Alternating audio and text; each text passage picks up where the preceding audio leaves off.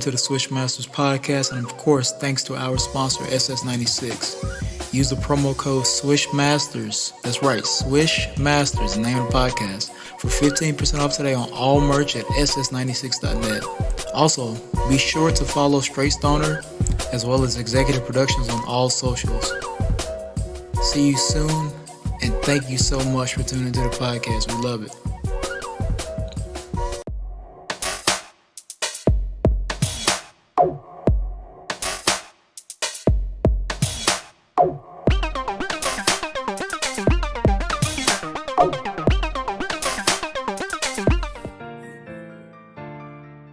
Welcome in to another episode of the Swish Masters Podcast with your boys. I'm QtheGuru. What up? Welcome in. I'm Zay, the executive producer. Q, what's happening?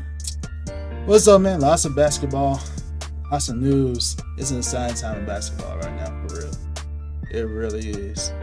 But first thing we want to do is kind of really highlight an amazing performance, man. And this is our open the topic for Swisher This, Caitlin Clark's Elite 8 performance, bro.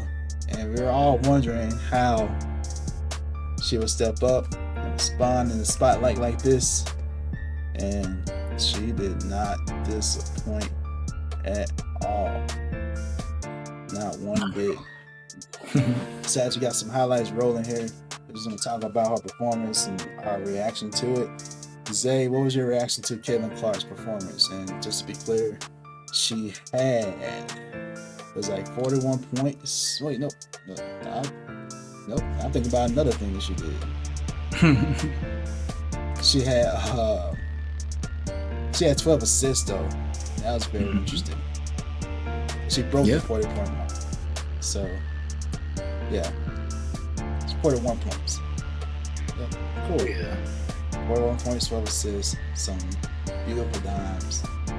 But yeah, what was your reaction to her performance? Man, first off, I got to give credit to both teams. It was one of the most entertaining basketball games I've watched this year. And both sides, competitive game and very fun to watch. Caitlin ultimately got the victory, and as you're seeing on the screen, she was getting buckets, bro. Caitlin was out here getting buckets, and she really, to me, they never really were able to stop her from the beginning of the game. She kind of had a slow start to the half for her, which is not very slow at all, but she wasn't just doing like crazy stuff in the first half, but then that second half came and she was like, all right, let me take over. Let me take us to the chip. Let me get us on to this final four real quick. She started pulling up from deep. Haley Van Lith's Gardner. We seeing the shrug. I'm just like, the reverse Jordan, man. Like, hey. That's reverse Jordan, straight up. I'm just like, I felt bad. I'm like, what else can you do? She's shooting it from 40 feet. She off the dribble, off the catch. If you give her a lane to the basket, she's getting to the Baja with the easy layup and finish. So shout out to Caitlin, man. She really put on a show in a very much highlight stage in this Elite 8 game, and I was really impressed, man. Shout out to the women of LSU as well, because they fought hard. Angel Reese had a great game. Just unfortunately rolled the ankle a little bit in the first quarter, I want to say. But yeah, Caitlin Clark, man, she is must see TV, bro. Like, I'm just watching some of these shots, and I'm like, as a player, how do you get the confidence to pull up with whoever's in your face? It doesn't even matter. She doesn't see. You remember last year? Can't see me. It doesn't matter who's guarding her or whatever she wants to do on the court, she can do it, which is just super impressive, super talented. Shout out to Caitlin, man. Yeah. Only 10 other women have scored 41 or more points in the NCAA tournament game. So like, Caitlin is making history even more. And this performance rivals some of her other great performances he had already that we've seen in this tournament too. So, man, shout out to Kevin Clark. An amazing offensive performance. Remnants of, like, I ain't gonna lie, bro. Watching some of those shots, it was on the dribble, on the ball, off the ball. It was, I ain't gonna lie, bro. Some shades and stuff, and I ain't gonna lie, like, especially that one shot, it's just how deep these 3-point shots are going in. With the efficiency. Yeah. I was so impressed with that. I was like, oh. We showed it in the highlight reel too, and y'all can see that. But like that step back, it's insane. It's insane. It's really insane. But so Kevin Clark in this case, swishing and dishing for sure. So shout out to him. But let's get more into the Elite 8 all around. Actually, we have some Elite 8 performances and games that were really good. We're wrapping up for the Final Four. Watching the podcast, whether you're watching or listening to it right now, we will be providing our predictions for the Final Swish segment that we love to do. But man, we can take it to both sides, women's and men. I kind of want to focus on LSU a little bit since we kind of just get past the part. Like you said, shout out to LSU for making it this far. There's some things we got to talk about LSU. Why? I don't know why we waited so long to get the certain matchup that we wanted on Caitlin Clark. Why did we wait so late to do that? Yeah. And that's one thing, but the lack of defensive adjustments that we need to see to the game. And again, shout to still have foul trouble and still be able to guard it. One controversial call, I don't think Andrew Reese should have been. I don't think that's bad. That's not.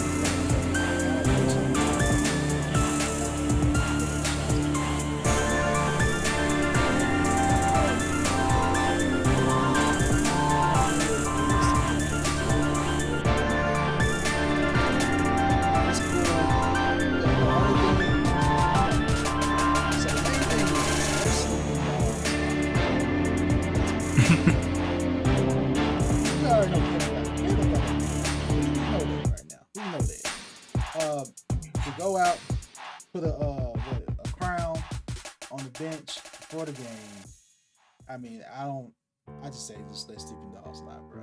Like, that's my thing. I wouldn't have personally done that, but maybe that's something for Angel Reese to motivate teammates as well. Like, hey, we got this. We're the current, we're the champs. We run this thing. You're going through us. So, maybe it was something like that, but I could have done it without that personally. That's just my thing. And just a lack of adjustments for sure. But and I know Angel was a little hurt, but she needed more touches, bro. And she was in position multiple times throughout the game to get the ball. In perfect position in the post. And the lack of shot making was just it wasn't good. I don't know if it was the moment. I don't know what it was. Because it's different now. Because now, the whole world's watching y'all now based on what happened last year. Yeah. And the world did watch, man. It broke some records, man. It was like, 12.3? 12.3 million viewers. So big time.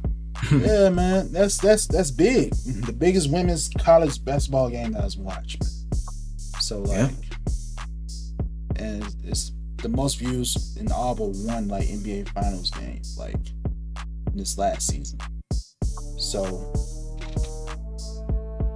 primetime matchup for sure, man. It was huge moment for the game of basketball in general, bro. I definitely think that there were a lot of antics that went on before, or just leading up to the game in general, even with the media. When you think about, like, what I think they called the LSU team the dirty debutantes or something like that, and I'm just like, y'all are making more of this matchup than, you know, outside of the game itself. It's becoming more so of a target, you know what I mean? But I think that I'm not mad at the crown thing. I think Angel Reese has been doing that. She's Bayou Barbie, and I get it. It's like her brand. It's like, all right, well, we're technically, they were the defending champs, or they still are right now, but I think it's just like kind of hard to sometimes be expressive and it not come off like a certain way, because, you know, once you put something out there, there's two sides of the spectrum, I guess. And I think that overall, I was impressed with LSU. I agree with you. Should have been a defensive matchup. We all know that Flau'jae should have been on Kaylin from the jump. Shout out to Haley. She played her well. Yeah, a good bit. But I was in my living room watching the game, and I was just like, help her. Please, somebody. I'm like, Haley, I don't know if you've seen this meme, but I was out here getting cooked. I'm just like, oh man. That's exactly what it was getting hard to watch. The first half was nice. It was like, all right, this is a pretty competitive game. LSU was in it, and then Angel got hurt, right? She comes out, but she comes back. If I'm LSU on offense, I'm running everything through Angel, because if you look at it, they got the size advantage. Angel has the basketball awareness, IQ, and a handle to be able to, if she can't get a bucket herself, she can dribble around 2 or 3 defenders, and they're smaller than her, and she can see her teammates get them easy shots. I would have been running offense through Angel the whole game, because there wasn't really a matchup that she had, and they had to, most of the time when you saw her get it in the low or high post, they had to send 2 or 3 people over there. So what does that mean? 5 people on the court, somebody's going to be open, and I'm sure Angel can make that pass. That was, to me, that I was like, all right, I'm not against Michaela Williams shooting a lot of shots. Haley was just not making shots. Flau'jae had a pretty good game, but it seems like they just didn't have the synchrony, and they weren't able to make a run when they needed. So that second half happened, and Kaylin, like I said, she started cooking. Haley was still guarding her, not working. Should have had Flau'jae on her. And they just didn't give Angel the ball enough. Like, I get it, she was in foul trouble. She was not like 100%, but I'm riding the queen this whole game. I'm sorry. It's the Elite 8. You're trying to get back to the championship. There's no way she should not like touch the ball in 4 possessions in a row. I was pretty like upset about that. But I was rooting for LSU, man. I was really like hoping to see them like go back. I just loved. To me, that they had the better team. They have a lot of like, just to me, star power. If you really look at Angel, you look at Flau'jae, you look at Michaela Williams, Haley when she has it going. She didn't have it going this game, obviously, but they, to me, they had the better team. They had the bigger lineup. Should have been, of course, you can't really do anything about Caitlin, but you got to give credit to the rest of Iowa's team. All of them, I can't remember all the names. I'm sorry, but they really like had rallied around Caitlin. Like, Caitlin had 40, but I'm pretty sure we had a couple of 17 and 15 point games, and like I said, they were playing as a team on defense to make sure they got stopped. So got to give it to them, and I'm hoping to see how far they can go. Sure. Now I want to shout out some other teams in the Elite 8 as well. Some other kind of upsets as well. NC State. Mm-hmm. NC State. DJ Both Burns, NC States. Both NC States. That's crazy. Like, yeah, both NC. So we got 2 teams like that: NC State and UConn, right? And UConn. Yeah, and UConn. So that's like very very excited for these schools. Never seen that before, bro. Both men and women in the. That's crazy. Both men and women. Shout out to these teams and these players. Paige stepped up as well. UConn, USC. That was another. Another great game. It's just you know. Me personally, I would have loved to have seen Juju against Iowa, but you know it is what it is. But it's still gonna be a good game. But Paige versus, see what they're gonna do. They have a great squad over there. But man, that's the I feel you. That matchup, but I just want to quickly shout out these teams too, man. Players, got some good Final Four matchups, but we don't have on the side NC State and South Carolina, of course South Carolina, and UConn and Iowa.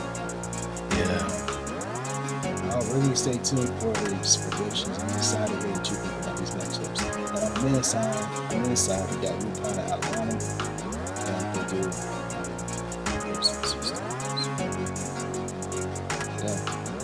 I actually watched Tennessee and Purdue. That was a really good game. Tennessee, man, they had some chances, but they did. They had some chances to pull it off. Yeah. Edie is just that boy. I'm excited to see this next stage. Nobody can he's just too big. Big boy. Tennessee didn't really have anybody to people. Yeah. So, give us y'all thoughts on the Elite 8. We'll shout some of our favorite matchups and games you watched. And let's get it for Sure.